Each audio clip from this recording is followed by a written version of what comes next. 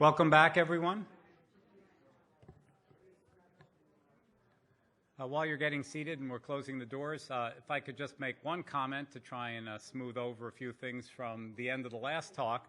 I spent a few years researching the roots of the U.S. Constitution, and I studied in Scotland and France and lots of places. And one of the things I always like to do is I like to make a listing of influences.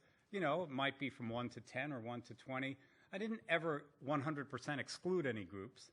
The Iroquois Confederation certainly didn't rank anywhere near the Scottish Enlightenment to me as far as influences, but I didn't eliminate the possibility either, because it's hard to know what's going on in everyone's mind. You take a look at everyone's libraries, you don't know whether they've read all the books in their libraries and how influenced they were by which people and by which events in their time. It's always difficult to put yourself back hundreds of years.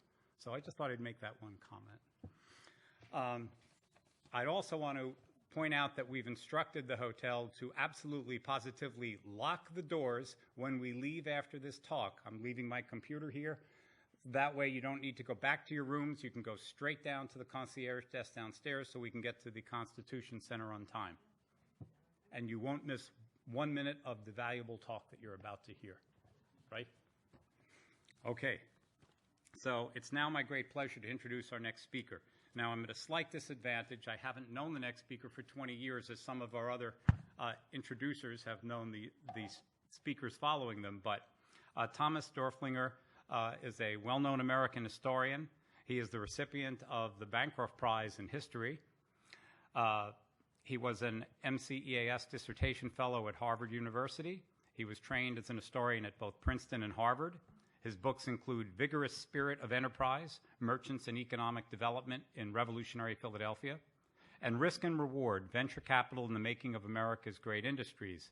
He has also spent, not counting this last year, the last 28 years on Wall Street as an investment strategist at UVS.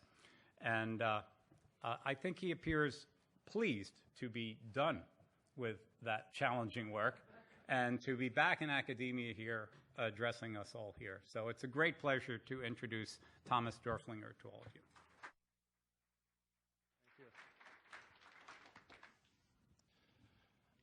Well, as Paul mentioned, I worked on Wall Street for over 25 years. So I'm afraid with this lecture we're going to go from the sublime to the materialistic. In February 1798, a rich Philadelphia businessman who was on his way to debtor's prison summarized his fate in a letter to a friend. My money is gone, my furniture is to be sold, I am to go to prison and my family to starve. Good night. A couple of months later, a prominent Philadelphia lawyer fled to Eatontown, North Carolina to escape his creditors. He complained that speculators were attacking his property, quote, with an avidity cruel, treacherous, and insatiable. Now, these two bankrupts were prominent founding fathers. The first was Robert Morris, the so-called financier of the Revolution. As Walter mentioned, he's a good friend of George Washington, who stayed at his house during the Constitutional Convention. The second was James Wilson, who at this time was on the Supreme Court and was considered one of the most learned men in the Constitutional Convention. So I think we have here an intriguing anomaly where these prominent people in politics were speculating so much that they went bust. And I think what it tells us is that Philadelphia at this time was full of optimistic, aggressively acquisitive, materialistic capitalists who were willing to take big risks to get rich. The city was full of nouveau riche social climbers. And it had some of the characteristics we tend to associate with Chicago or New York during the so-called Gilded Age a century later. And these capitalists were influential in the founding of the nation. Well, why should we care? The first reason we should care about this fact that Philadelphia is so materialistic is that the material ambitions of these people powered economic development and profoundly affected the founding of the nation. There were 4 Philadelphia merchants in the Constitutional Convention, and 2 other people were very close business associates of those 4 merchants. Now, I think, though, I agree with Charles Beard that the Constitution was, in some respects, an economic document that did meet the material needs of these capitalists, and they did speculate on securities. And certainly that is problematic in some respects. But I think their involvement in the founding of the nation also had important positive effects. And I'm going to list four and expatiate on them in the next hour. First of all, these capitalists had a large vision of national greatness and prosperity. Secondly, they pushed for decisive action in building the nation rather than half measures. And judging from the success of Hamilton's financial program, this was the correct approach. Third, Northern capitalists made a distinctive contribution to the founding of the nation because of their expertise in manipulating capital and credit. And in particular, they had a fundamentally different view of commercial credit from Chesapeake planters.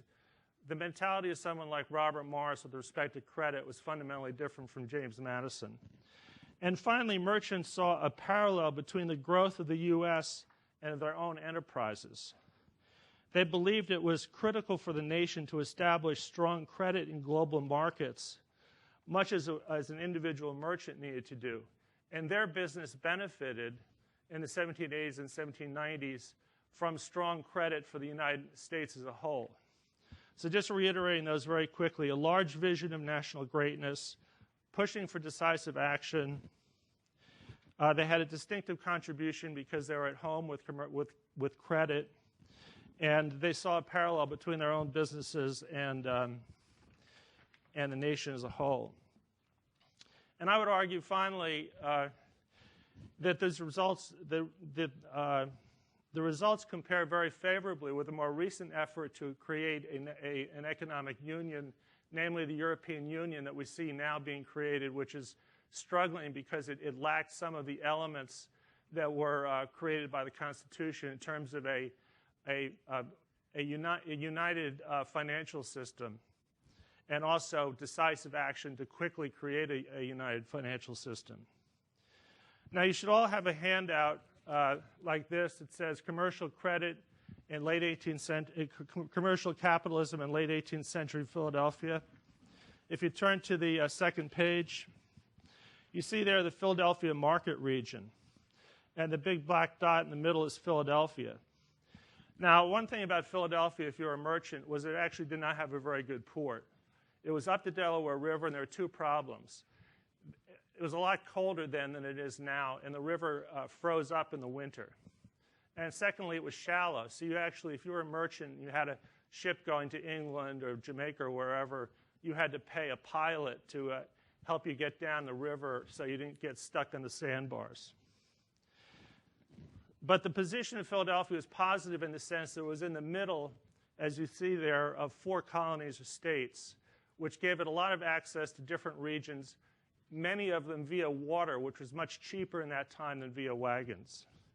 So across the Delaware River to the east, we have the great state of New Jersey, my home state.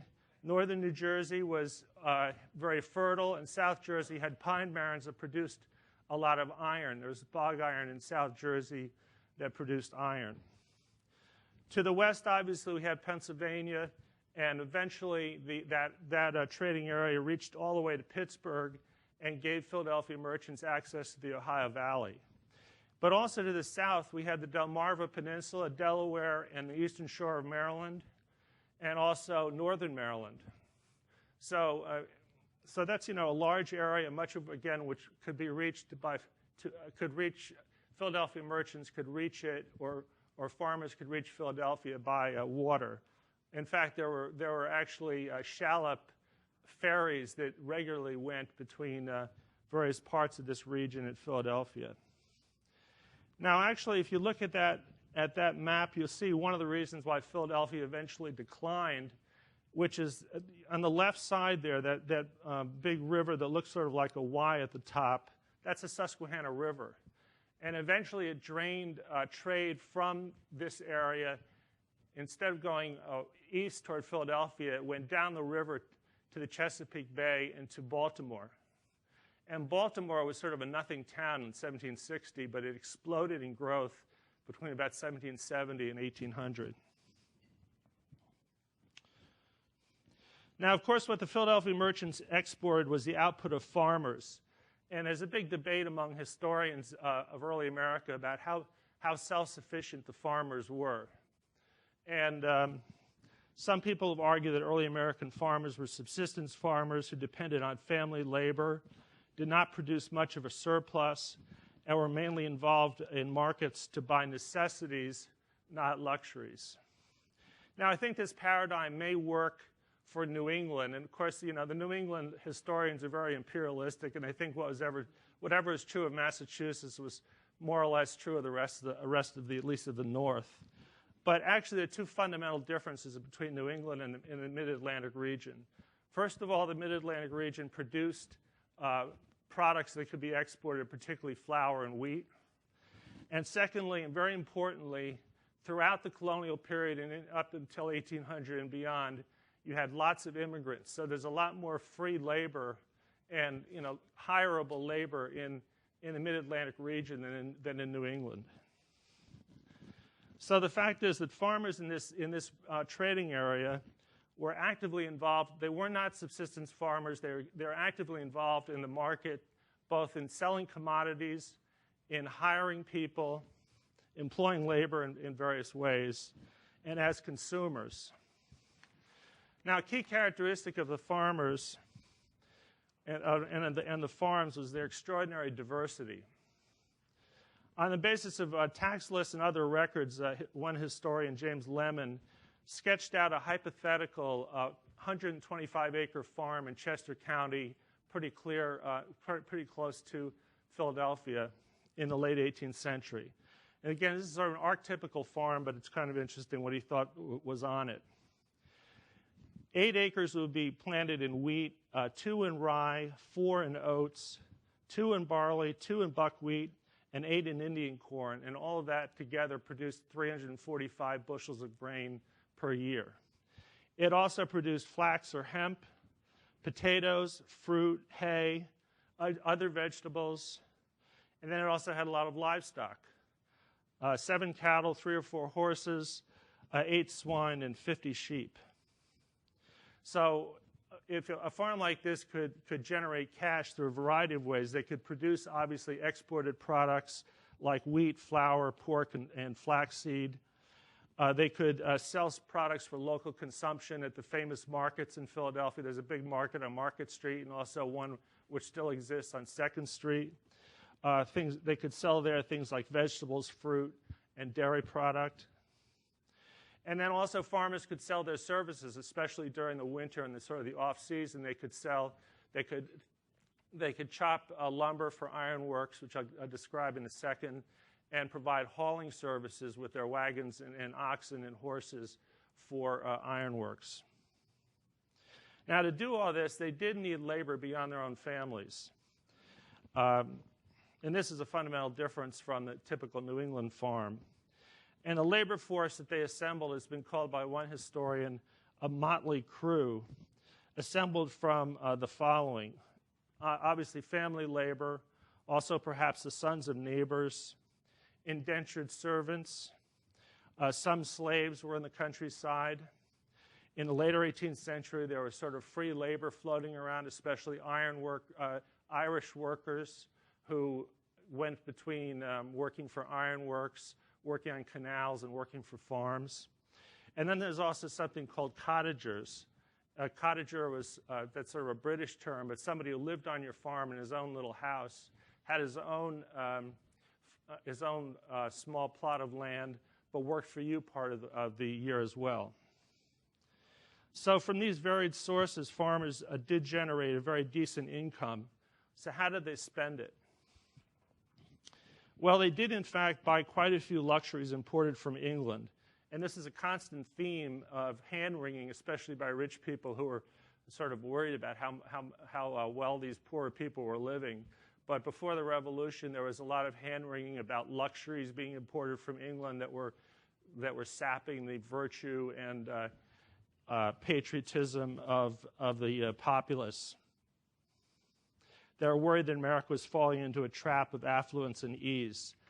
So we get a sense of exactly what these farmers were buying at the shops in their local town, whether it was in New Jersey or northern Maryland or Lancaster or wherever. If you turn to the next 2 pages of the handout, this is one ad, 199 items mentioned in the ad. And it appeared in the Pennsylvania Gazette in April 1773. I'm going to read just a couple of lines to give you a flavor, just in case you don't read the whole thing later. Lately imported from London, Bristol, and Holland, and to be sold on the cheapest terms by Daniel Benezet at his store in Arch Street, 4 doors below the corner of 2nd Street. A very great variety of plain and changeable mantuas, both 1/2 L and 3/4 wide, black mantua, pink, red, blue, black, green, and white, 1/2 yard Persians, rich blue and black full satins, blue and black P-long, and then it goes on for another 190 items. Eventually it gets past the cloth to things like buckles and scissors and stuff like that. So I think, at any period in American history, there's some really sexy, exciting consumer goods that everyone's talking about. Now it's the iPhone. In 1910, it was the automobile. I think in 1775, it was velvet. So historian Alice Hanson Jones sampled probate inventories of farmers in this region we've been talking about. And she got about almost 100 different inventories that were made up when people dropped dead, and they had to find out, what was in the house to divvy up. So she could give you precise numbers on what these people owned. And this includes not only near Philadelphia, but way out on the frontier. So 43% of these people owned earthenware, 65% pewter, 10% silver, 26% clocks or watches, 31% looking glasses, and 30% feather beds. Now, most of these products were the output of another revolution that was simultaneous with the American Revolution that hasn't been mentioned too much today, the Industrial Revolution. English manufacturing was booming at this time and moving northward from London into the so-called Midlands, places like that Karl Marx and Engels made famous a few decades later, places like Sheffield, Manchester, and Birmingham. Productivity was improving due to mechanization and the increasing division of labor. And remember, Adam Smith wrote The Wealth of Nations in 1776. He talked about how division of labor was limited by the extent of the market. The market was growing very rapidly, and this is one of the reasons for that. So mid-Atlantic farmers were prime beneficiaries of the Industrial Revolution and also of what's called an improving terms of trade. That is, the price of what they exported, wheat and pork and things like that, was rising in price as Europe's population increased rapidly in the 18th century. So the price of what they sold was rising, and the price of what they imported, these manufactured goods, was trending down because of industrialization. So the bottom line is that farmers were heavily involved in the market, both for commodities, for labor, and for products like these that were imported from abroad. But the rural economy was not all about farming. It was diversifying fairly rapidly, and I'm going to briefly mention 2 areas that exemplify that. One was ironworks. There are dozens of ironworks in Pennsylvania and New Jersey, as well as in other colonies, but this is the center of the iron industry in America. And there are 2 types of ironworks. There are furnaces and forges. So the larger of the 2 is a furnace, which had about 60 workers and thousands of acres of woodland that could be chopped down and turned into charcoal. The furnace was a stone stack about 30 feet high, into which was dumped charcoal, iron, and limestone. To make a really hot fire, you needed bellows that were powered by water. So, these are water-powered factories. And out the bottom of the furnace came molten iron, which was called pig iron, which could be sold as pig iron or poured into sand molds that would produce what was called hollowware, such as pots and pans. Now, what a forge did is, forge was smaller, and it took the pig iron and refined it further by melting it down again and hammering it with water-powered hammers to pound out the impurities. And then the resulting iron is called bar iron or wrought iron, which could be turned into things like spikes and nails. Now, these ironworks were owned by the richest capitalists in the area, but they employed dozens of workers, both unskilled workers and extremely skilled workers. And this is a big problem for these capitalists was labor shortages. It was very hard to recruit these people to America. One merchant firm said, the extravagant wages we give workmen of all kinds that's employed in carrying on ironworks is what discourages the owners. So it's kind of an amusing situation. These real rich merchants are beholden to these very rough-hewn artisans.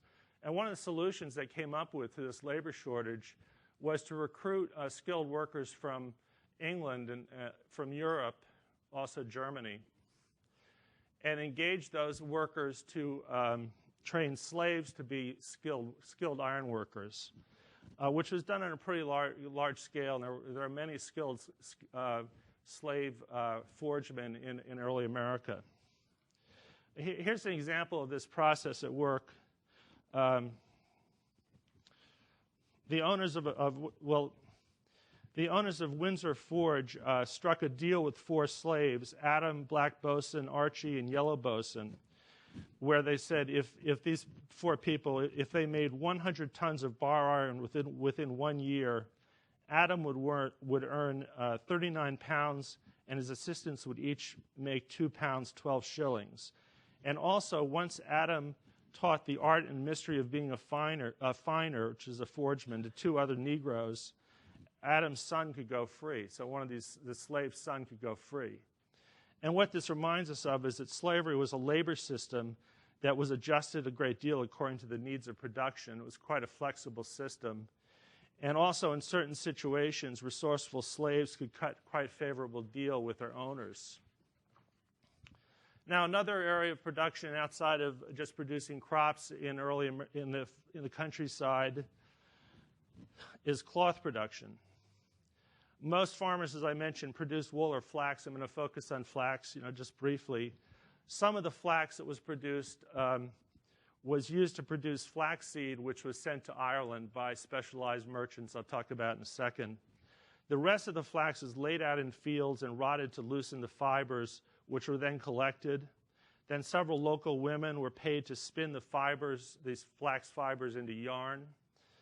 Then the yarn was taken to a weaver to produce cloth on looms, and looms were fairly expensive. About 10% of rural households had a loom. And you actually had a gender division of labor where the women spun and the men weaved. And there were about 6 to 12 spinners per weaver. And just to give you a sense of how much this process could produce in cloth in a year, one weaver produced 625 yards of cloth in 1 year. Then the cloth was finished in a fulling mill or a dye works and sold locally. So again, this is local production, but it's really not homespun in the sense it was all done within one house. It involved about 5 different people. So we have a fairly sophisticated rural economy that's developing in the late 18th century. So let's get to the center of the action, Philadelphia. The population was growing very rapidly. It doubled in about 25 years, from 33,000 in 1775 to 68,000 by 1800. There were many poor people living there, although they were less poor than people in England. They had much higher living standard than people in England, but about 14% of the adults were laborers, 7% were mariners, and there were also many slaves in Philadelphia, about 1,500 slaves in Philadelphia in 1760. Now, the middling classes, which is what most people fell into in this society, can be broken down very briefly into 3 groups. Artisans, some of whom were quite rich, and many of whom were rather poor, like tailors. But artisans, distributors such as shopkeepers and grocers, and service providers such as boarding houses, tavern keepers, and wagoners. And many of the distributors were women. Many widows became shopkeepers, and also many of them ran boarding houses. So how does I want to focus on the merchant community. How does the merchant community fit into this social matrix of Philadelphia? I would argue that the phrase that you sometimes hear is merchant aristocracy. That I would argue that that is a misleading term, because merchants are not a class or a cohesive elite, but an occupational group defined as wholesalers involved in overseas trade. And a key point is that it's an extremely large occupational group. There are about 300 merchants out of 5,000 taxpayers in 1774. By 1785, there are actually about 500 merchants and still 450 merchants in 1790. So we're talking about hundreds of people that were involved in overseas trade. It's also an extremely stratified occupational group.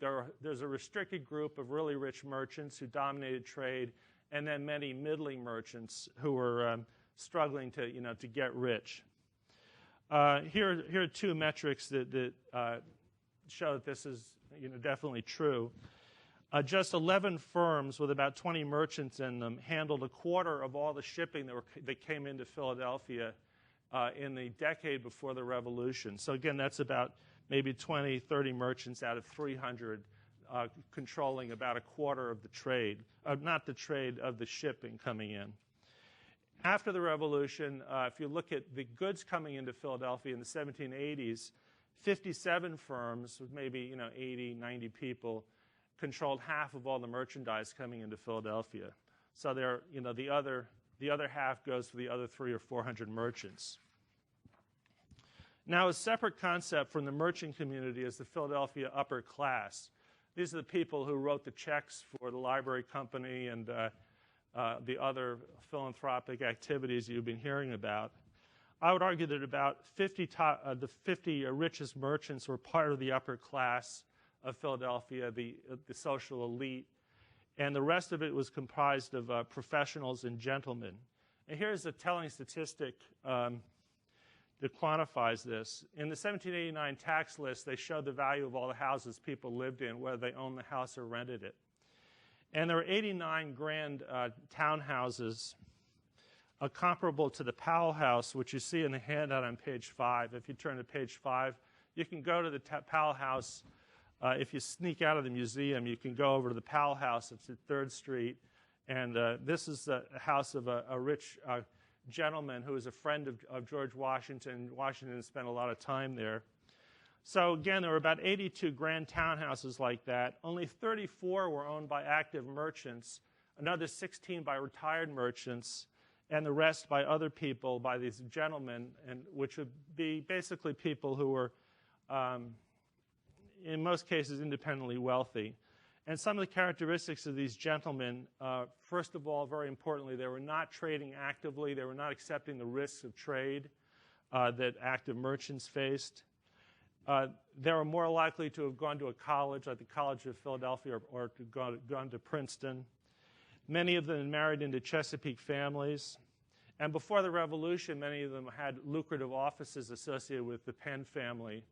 Or in Ben Franklin's case, he was a postmaster general, which he valued very highly, gave him a good, nice income, I think 300 pounds Pennsylvania currency per year.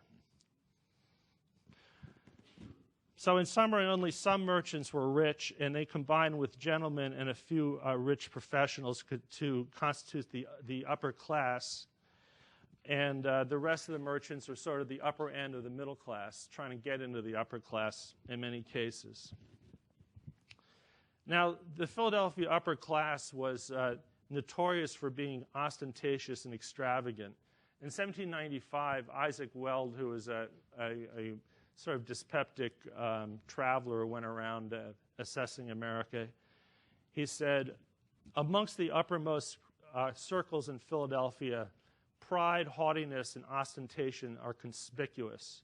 And it seems as if nothing could make them happier than that an order of nobility should be established, by which they might be exalted above their fellow citizens as much as they are in their own conceit. Another visitor said, "The rich man loves to show the stranger his splendid furniture, his fine English glass, and exquisite china. But when the stranger has once viewed this parade in a ceremonious dinner, he is dismissed for some other newcomer who has not yet seen the magnificence of the house, nor tasted the old Madeira that has been twice or thrice to the East Indies." So these are the people who are dining and especially wining the members of the Constitutional Convention in 1787. And actually some of the Chesapeake planters, thought this was really over the top, and these fancy dinners were very bothersome and got tired of them. So a rich Philadelphia, or even a pretty rich Philadelphia merchant, would have a townhouse, usually not as nice as the Powell House, but it would have a very ornate parlor in the front. One carpenter gave a bill to the owner of a house after he made up the parlor to look really spiffy, and the bill specified charges for a carved frieze, folded flowers, birds, etc., 2 dragons for the pediments, a large flower and ribbon down the corners of the chimney, and 18 square flowers in the pediments. Also, these people would have a country seat. I show country seat of a rich Philadelphia Quaker on page 6 of the handout, called the Cliffs. And, let's not exaggerate how rich these people were. The country seats often were not that fancy. You can see that parlor there is not really that fancy, but everyone wanted to get out of Philadelphia if they possibly could during the summer, because it was very hot, it was stinky, and also, by the way, there were frequent yellow fever epidemics. And visitors were impressed by the avid cupidity of Philadelphians who were trying to move up to get better and better stuff in their houses. Here are the comments of 3 visitors. One said, "The homage paid to wealth is a worship in which all sects unite." Another said, "Philadelphia is, so to speak, the great sink wherein all the speculation of America terminates and mingles." Another said, "It is a nation of merchants, always alive to their interests, and therefore almost wholly engrossed with the thoughts of it, keen in the pursuit of wealth in all the various modes of acquiring it." Okay, so how do these merchants make their money? As merchants, there are basically 2 trades that they could be in: the provision trade and the dry goods trade. So the provision trade first, this is where merchants exported produce such as flour, pork, wheat, and lumber to various export markets. The West Indies, of course, the American coast, especially, well, really the whole American coast, because interestingly, even Boston could not totally feed itself by the late 18th century, but especially trade to places like South Carolina. Also, the Iberian Peninsula was a very important destination, especially Portugal. Also Madeira, and in some years, England and also Ireland. Again, as I mentioned, the population of Europe was rising, and so were food prices. And the larger merchants, this is a key point, they own their own ships. So these are people that are operating vessels. A big firm would own 2 to 4 ships, and they would have their own wharf and a warehouse on the Delaware River. And they could use these ships in a variety of ways. They could ship their own cargo. They could buy up a cargo of pork and all sorts of different things, and flour and wheat, and send it over to, if they thought there's a good market in Portugal, they'd send it there, or they could send it down to the West Indies. But they could also rent out freight space on that ship to other people. And in that case, they're making money, as a shipper rather than a speculator using their own ship. And a really big firm like William Morris, Robert Morris's firm, might handle 20 to 25 ships coming into Philadelphia per year. I mean, that was sort of the max, 25 vessels. And some of those would be their own vessels, which might make 2 or 3 trips a year from the West Indies. And other vessels would be those of foreign merchants, and they would get big commissions for handling that incoming vessel, selling the incoming cargo, fitting out fixing the vessel, buying the cargo for the outgoing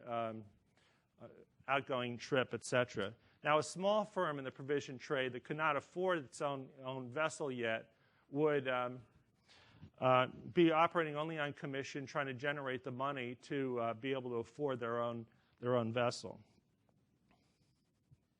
Now, on the return leg of voyages, the provision merchants imported what were called groceries at the time, such as molasses, rum, sugar, and coffee from the West Indies, and wine from Madeira, Portugal, or after the Revolution from France.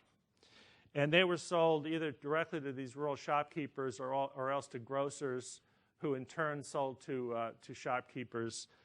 And the rural shopkeepers used these groceries to build traffic. You know, in Wall Street, we talk about building traffic for retail stores.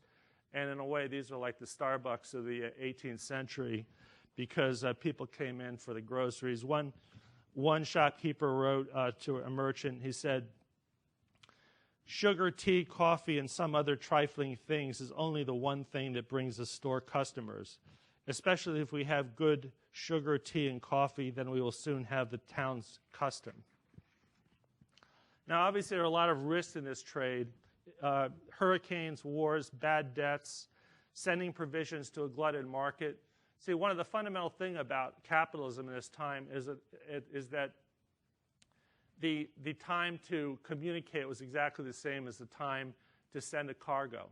So you could get a letter from somebody in Jamaica saying, you know, the price of wheat's really high, there's been a hurricane or something, and by the time you get the letter, fit out the ship, send it down there, 8 other ships could have reached the same port, and the price of wheat could be quite depressed. So all those things were a risk.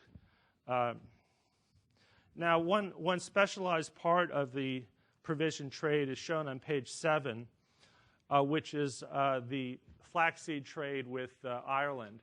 See, Ireland had a very sophisticated linen trade, but it was fine linen, so they had to harvest the flax before it went to seed. So they had to import flaxseed. So, and this shows how there were a lot of immigrants in Philadelphia in trade. A lot of these Irish merchants came to Philadelphia, set up in the flaxseed trade, bought up flaxseed, and sent it over to Ireland. And these are 6 ads from that trade. The other trade was the dry goods trade, which was very different from the provision trade. Here, merchants imported merchandise from England, cloth, hardware, and tableware, and sold it on long credit to rural shopkeepers throughout the trading area. And some merchants operated vessels in this trade, and on the next page of the handout, page 8, we have 3 ads of rich Philadelphia merchants who did operate vessels in the dry goods trade. But a key point is that unlike the provision trade, you didn't have to own vessels to be a major player in the dry goods trade. We already met a dry goods merchant when I talked about Daniel Benezet. I mean, he's very typical of a rich Philadelphia dry goods merchant who had a warehouse full of different products that could be sold to shopkeepers. Now, this is a very well-established trade, and by the late colonial period. And again, we're talking about the sort of the commercial aspects of the Industrial Revolution in England. So there were the typical large Philadelphia dry goods merchant had about 5 major suppliers in London and Bristol. And after the Revolution, Liverpool also became important. And so this Philadelphia merchant would get he'd write for goods from these say 5 suppliers in England, get the goods, and then sell them, have commercial relationships with at least 30 shopkeepers in the countryside. And ships came out from England in the dry goods trade in the spring and again in the fall loaded with dry goods. The merchants purchased on 12 months credit and tried to sell to shopkeepers on less than 6 months credit. And in all of England, there are really only about 20 major, at least for dealing with Philadelphia, there were only about 20 of these major suppliers, many of whom were Quakers, that were sending this stuff to America. And they had, you know, hundreds of customers all up and down the coast. And they actually had agents in America who were telling the people in England who were good and bad credits, who would pay on time, who would not. So it's a very well-established trade. And the business is extremely cyclical because what you had, which is sort of important for understanding especially the critical period, is you have what we would now call bubbles. There were credit bubbles, especially after wars, where people would rub their hands and say, oh boy, you know, there hasn't been many dry goods sold during the war for a number of years, so I'm going to borrow a lot of money and buy goods and make a ton of money. So there'd be a flood of these dry goods would come into Philadelphia. The two main years were 1760 and 1783-84. And too many merchants would do that at the same time. Unlike foodstuffs, these could sit on shelves for years. So then after the bubble, you'd have a number of people would go bankrupt. These excess inventories would sit in warehouses, admittedly deteriorating over time because of moths and other things. But then you'd have depressed trade like in the mid and late 1760s, and also the so-called critical period, 1785, 1786. This is also a very risky trade. Your supplier could give you bad products which these very picky female customers would not want to buy if they thought they were faded or they're out of fashion or they were moth-eaten. You could have these gluts, which I just described. Or else your customers could go bust. Like, if there's an Indian war or a bad harvest, some of these shopkeepers would not be able to pay up when they were supposed to. And that was fairly common. One merchant in the mid-18th century said that selling dry goods on the frontier was, quote, like throwing money on the surface of the water. So established Philadelphia dry goods merchants were constantly complaining to suppliers about sending too many goods.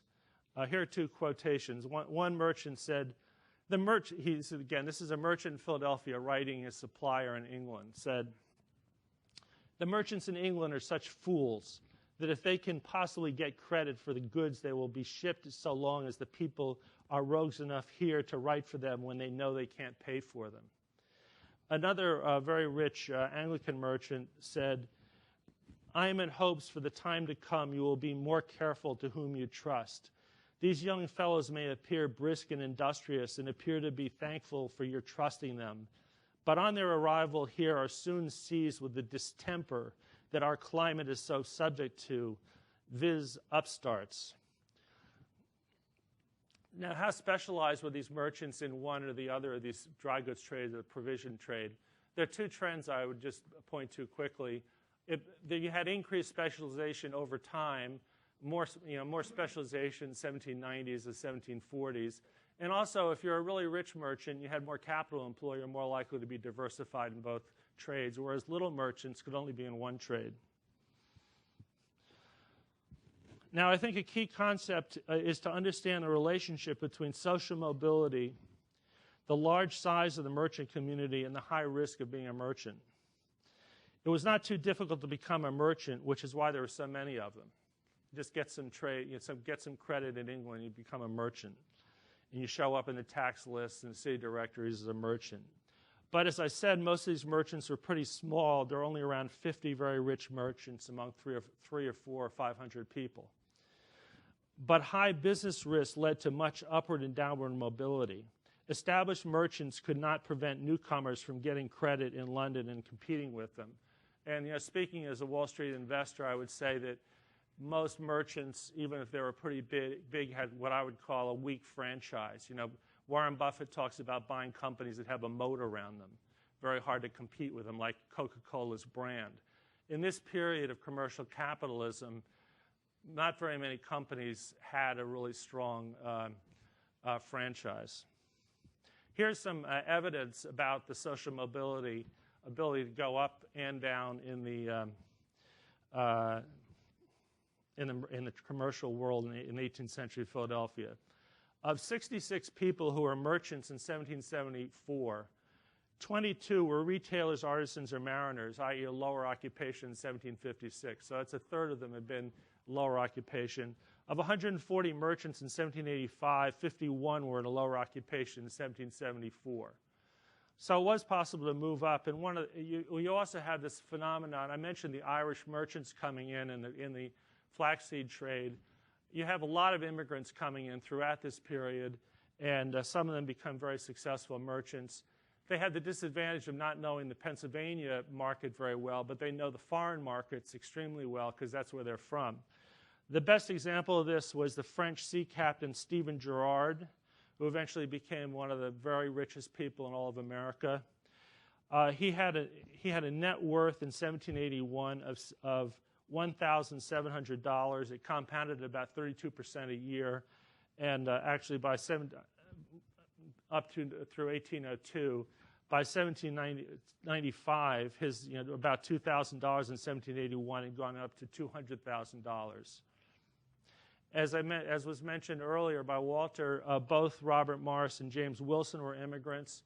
So was Alexander Hamilton, who actually started his career working in an accounting house for a New York-based firm in the West Indies. So you have a lot of commercial talent coming into the city and competing again with the established merchants. And again, for these upstart merchants, the key to success was getting commercial credit and using it effectively. And the very fact that new merchants were constantly entering the merchant community meant that established merchants faced a lot of competition. Now, to understand why it was so risky to be a merchant, take a look on page 9 at the balance sheet of Stephen Girard at the end of 1789.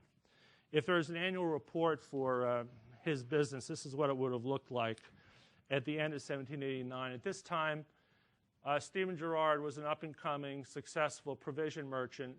He was mainly trading with the West Indies and France. Obviously, 1789, we have a bad harvest at the beginning of the French Revolution. He's sending a lot of wheat and flour to Marseille. So the top half of that balance sheet is the assets and the so-called the left side of the balance sheet. And I'm not going to go through all the items, but you see he has a merchandise. Among his assets, he has merchandise of $15,800, mainly coffee, wheat, and wines. He has fixed assets of real estate, like a house and a dock in Philadelphia and a couple of vessels. But his main asset, half of all of his assets, is the $44,000, which is adventures in progress. These are cargoes on their way to basically to Haiti and Marseille. On the right side of the balance sheet, we have liabilities and equity. Basically the way a balance sheet works is you take your assets, you subtract your liabilities, and the rest is your equity or net worth. And his total liabilities were about $44,000, so his net worth was $44,000. The key point I want to leave you with is the cargoes, the adventures in progress were exactly equal to his net worth. If something bad happened to those cargoes, there goes the net worth. So, as you'd expected, bankruptcies were common, and usually you can't quantify them, but there's so many bankruptcies in the mid-1780s, they had a law passed to deal with them. And between 1785 and 1790, 84 merchants went bankrupt, which is one reason why the merchant community shrank from 514 people to 440.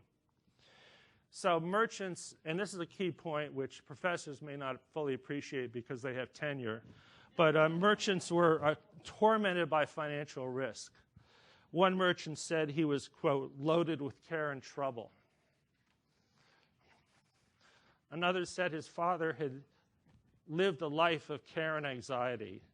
Another said he was an anxious slave to his laborious profession.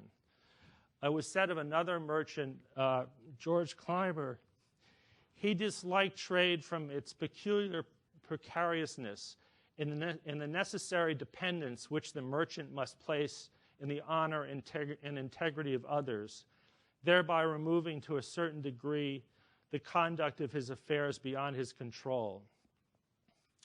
And finally, a merchant named Stephen Collins, in a letter to his son, remarked on the bankruptcy of another merchant.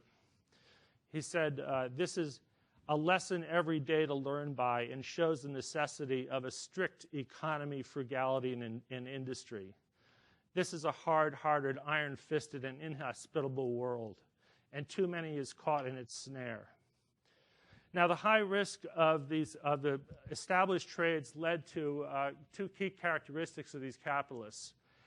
a willingness and an ability to innovate in new enterprises. They had a willingness to innovate in new enterprises, which almost by definition are risky because their established trade was so risky. You know, if your established trade is very risky, you're willing to take a risk in something new.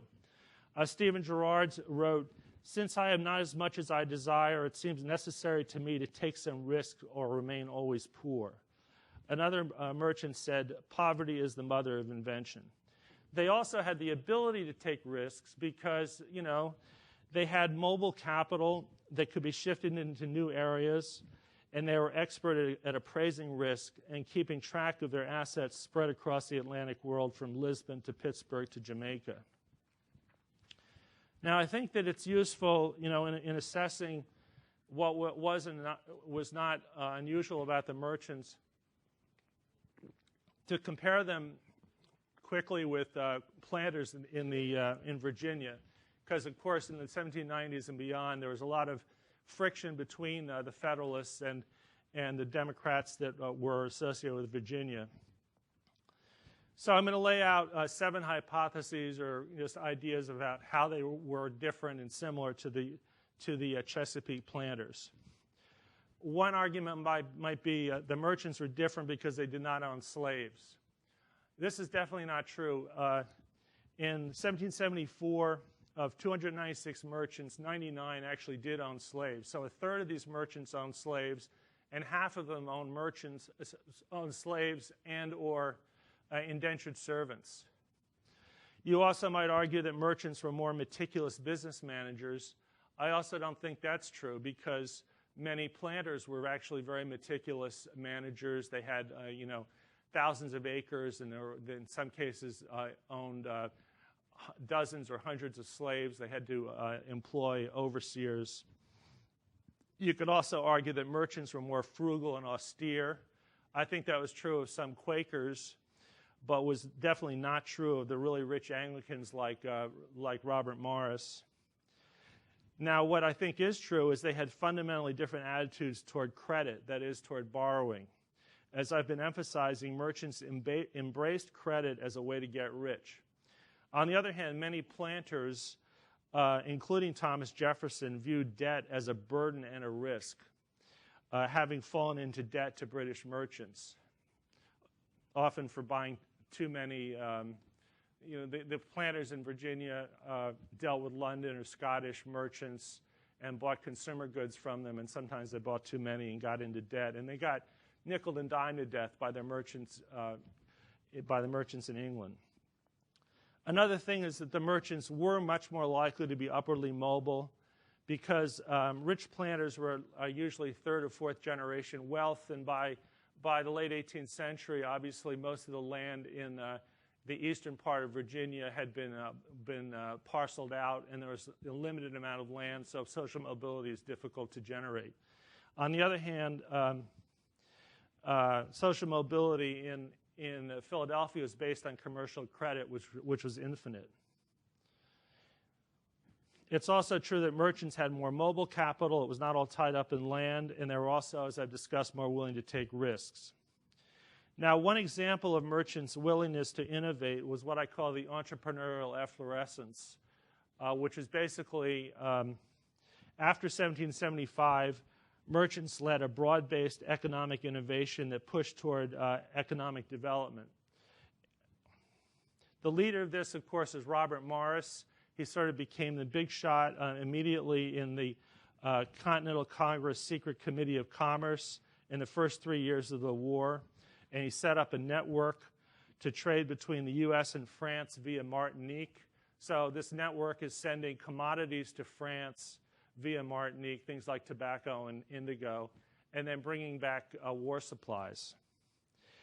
And he's extremely aggressive in doing this. And again, this is a man who was used to handling, huge, like 25 vessels a year coming in and out. He's very good at dealing with a large amount of trade. He was also trading on his own account at the same time that he was working for the public. After leaving the committee in 1779, Morris was actually in 9 different business partnerships simultaneously. Again, very aggressive. Not necessarily very smart. He's too aggressive, but that's what he was doing. Now, the rise of Morris led to important changes in the Philadelphia elite, which became even more avidly capitalistic in the 1780s. The city became more extravagant. One person said the war has introduced a spirit of dissipation and exterior emulation. Some of the sort of more laid-back, retired, rich gentlemen of the colonial period, both Quakers and Anglicans, sort of disappeared from the scene, became less important. Some of the gentlemen associated with the Penn family, like the Galloways, I think were basically kicked out as loyalists. And the Quakers were less prominent than they had been when Morris was at his, was ruling the roost. And the new social leaders were Robert Morris and his clique, which included William Bingham, for whom the city of Binghamton in New York is named because he was speculating in land in that area. Another one was John Ross. Now, these are basically people that were associated with Robert Morris that got really rich. William Bingham was the agent in Martinique, got a cut of all this action going through Martinique. What did these people do? They built even bigger houses, much bigger than the Powell House, to show off their wealth. On the last page of the handout, we have the Bingham House that was built.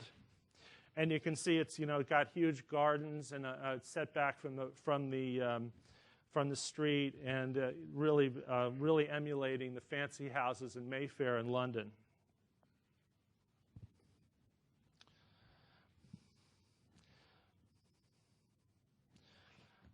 Now, the entrepreneurial efflorescence really involved many different innovations.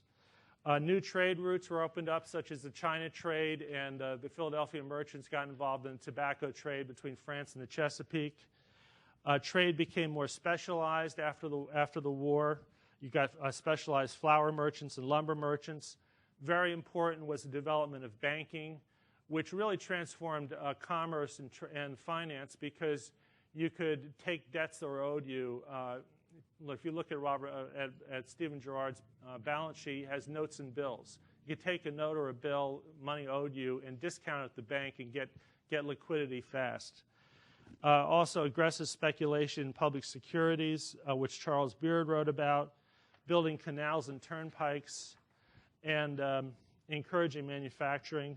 And one final innovation was very aggressive land speculation. The rationale here was that Europe's excess labor and capital should be deployed on America's frontier acreage. And unfortunately, the speculators, which included both Robert Morris and James Wilson, vastly exaggerated the opportunity they had to attract what they hoped, hundreds of thousands of immigrants to America who would buy their land, make some of the land that was near it more valuable, and get really rich. Some of the early deals that Robert Morris did in land speculation were very lucrative. For example, in 1786, he sold 4 million acres of New York land to European capitalists and made a gain of 167% in less than 3 years. But he didn't do that by selling it to settlers. He did it by selling to gullible capitalists in Europe. The trouble was that, especially when the Wars of the French Revolution happened, there was not that much immigration, and a lot of the land these people bought up in the 1780s and 90s is still pretty empty today. So you could sort of say they were about 2 centuries too early. But the capitalists viewed these innovations, and don't worry, I'll keep on time. These capitalists viewed these innovations as a way to both become wealthy and to develop the U.S. economy, and they believed that both ends were served by supporting the framing and ratification of the Constitution and Hamilton's rather aggressive and decisive financial program. And the key thing is that they thought that that establishing the Constitution would establish the good credit of America, which would establish, by the way, their own credit because they were leading capitalists in America. I'll end with this quotation from Robert Morris that again makes the point that they had a distinctive view of commercial credit that differed from many of the other founders. Robert Morris wrote, "No treason has operated or can operate so great an injury to America as may follow from a loss of reputation. The payment of debts may indeed be expensive, but it is infinitely more expensive to withhold payment. The former is an expense of money when money may be commanded to defray it, but the latter, i.e. withholding payment, involves the destruction of that source from which money can be derived when all other sources fail. That source, abundant, nay, almost inexhaustible, is public credit. That is the nation's ability to borrow." So I'll end there. Thank you.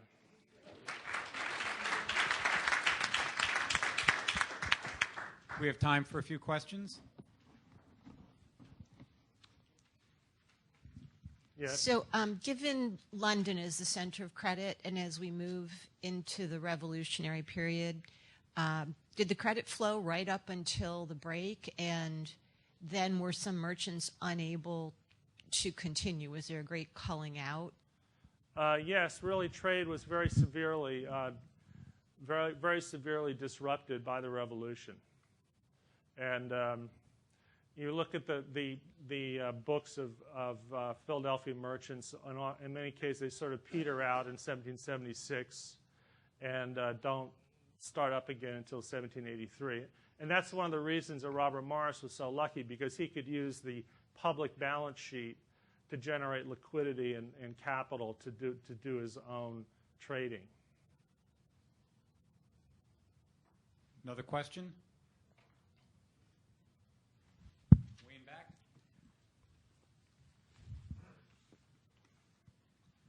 Tom, could you comment a little on how Stephen Girard and Philadelphia merchants traded heavily with Saint-Domingue even after the Haitian Revolution, and how they made a lot of money trading with Toussaint L'Ouverture?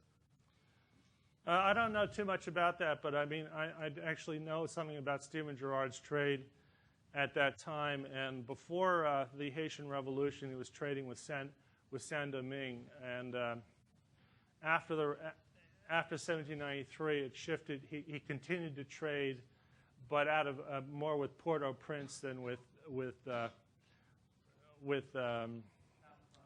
Saint-Domingue. But let's face it, Stephen Girard was not very enlightened when it came to racial issues. He actually wrote his will, which I've seen in 1831. He still had a slave whom he freed at that time. One final question? Thank you very much. Thank you.